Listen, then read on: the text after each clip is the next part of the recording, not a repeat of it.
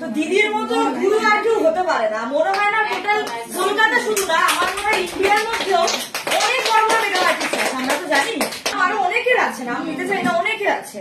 তার মধ্যে আমার মনে হয় সবচেয়ে মানে হাতে ধরে শেখানো এবং সবচেয়ে গুরু হিসেবে আমি যাকে চিনি একমাত্র আমার কাছে এক নম্বর। আমাকে ছেড়ে যায় না, কোনোদিন যাবো না আমি দিদিকে ছেড়ে, কোনোদিন যাবো না সারা জীবন। সুন্দর প্রেজেন্টেশন ছিল,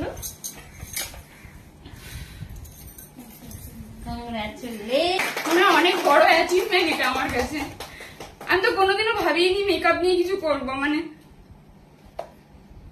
আমার মায়ের একটা আক্ষেপ ছিল, আমি কোনোদিনও বলিনি, আজকে বলি যে আমি অনেক দূর পড়াশোনা করেছি কিন্তু পড়াশোনা নিয়ে কিছু করতে পারিনি।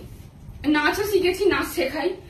মা বলতো যে এমন কিছু জীবনে কর যাতে তোর পরিচয় আমি পরিচিত হই। আশা করছি আজকের পর আমি পারবো আমার মাকে পরিচয় দিতে যে এটা মানে আমি তোমার মেয়ে। আশা করছি পারবো। ছোট থেকে একটা জিনিস শিখেছি যে ছাত্রদের স্থান হয় সবসময় গুরুর পায়ের কাছে। ঠিক গুরু যখন আমাদেরকে আশীর্বাদ দেবে না, তার থেকে বড় আশীর্বাদ আর কিছু হয় না। প্রথম গুরু আমার বাবা মা, সেকেন্ড গুরু আমার ম্যাম।